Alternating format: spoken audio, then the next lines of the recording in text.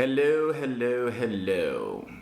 For those of you that don't know me, my name is Teacher Will. And welcome to the Ask Teacher Will ATW family. In today's video, I want to discuss some things with you. See, what happened is that there were a couple of ATW family members that asked me, hey, they had some questions relating to English. And this video is going to answer their questions, and maybe it's the same question that you had, so I decided to make a video about it. So before I get into that, if you do not follow me, I recommend that you do. You can click on that subscribe button. Our theme for this year is courage. Do you have the boldness, the nerve for you to achieve your English goals? So, subscribe. It's for free, and you might learn something. Why? Because this is the place, hopefully, it is my thought and prayer, where you and we learn together.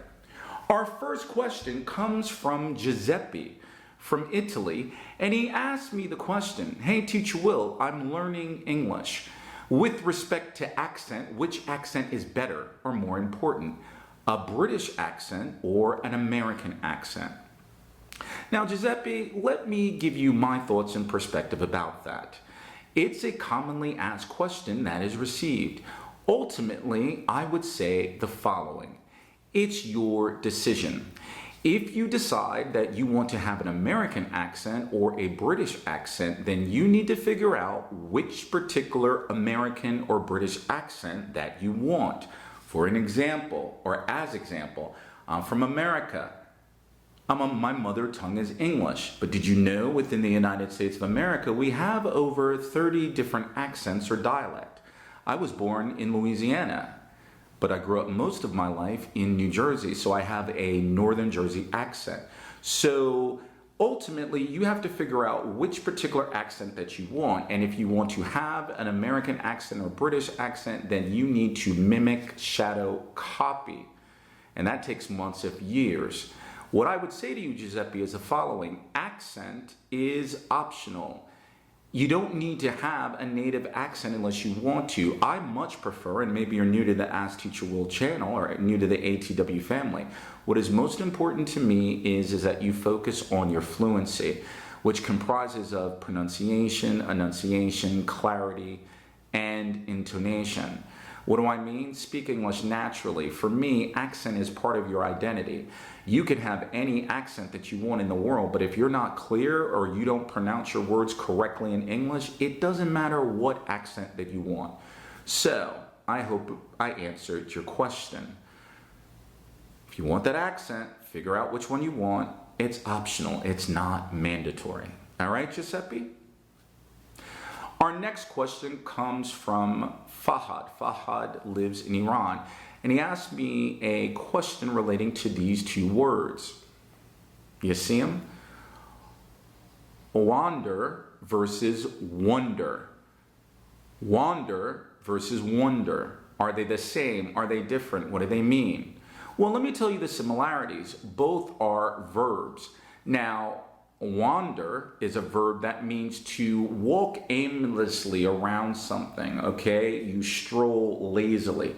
So I wander around the woods thinking about the meaning of life.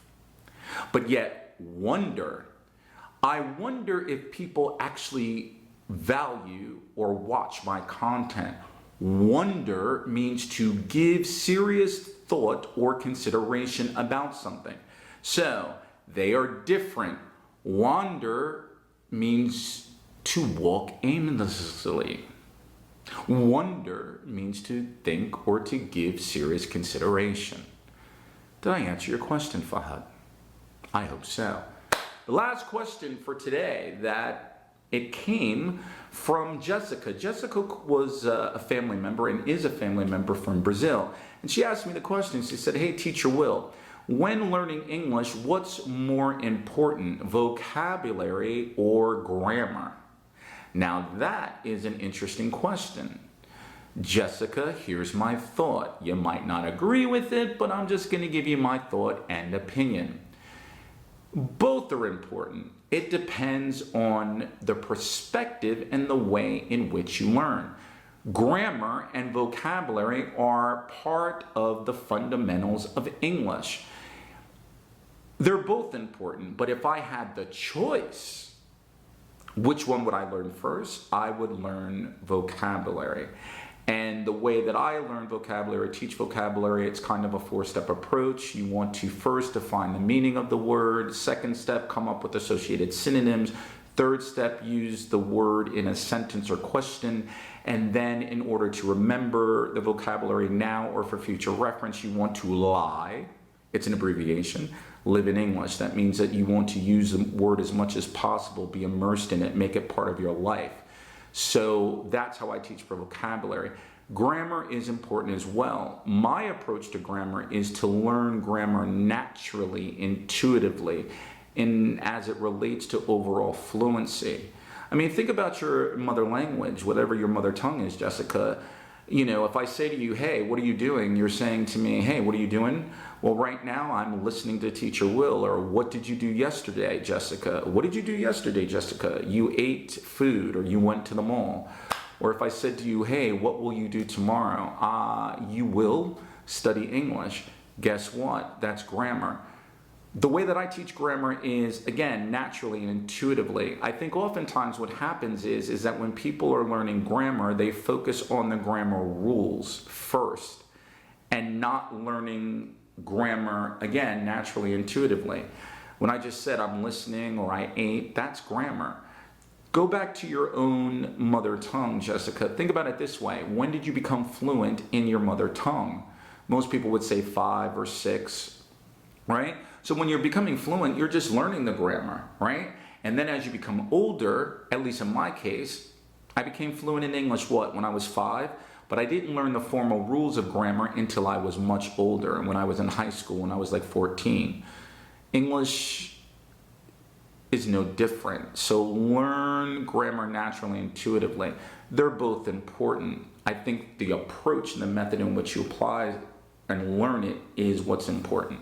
So I think ultimately, if I had the choice again, I would learn vocabulary first and then learn grammar. And when you're learning vocabulary, you want to learn it in situation and context. Before that, what I would say, another foundation or another fundamental with respect to learning English is mindset, having the proper mindset and belief that you can do it and not comparing yourselves to others. So thank you very much, Jessica, for the question. I hope by answering those specific ATW family member questions that possibly I might have answered a question that you've thought about, but you really didn't ask. So in the future, if there are particular questions that you want me to answer as it relates to English, then send me a message, make a comment, and I might do a future video. Thank you very much for listening. Keep learning, keep believing in yourself. And again, our theme for this year is courage. Do you have the boldness, the daring, the nerve for you to achieve your English goals? I hope that you do. Because at the end of the day, I believe in you. That's great. But you don't need me. The most important person to believe in is who? You, yourself. Until next time.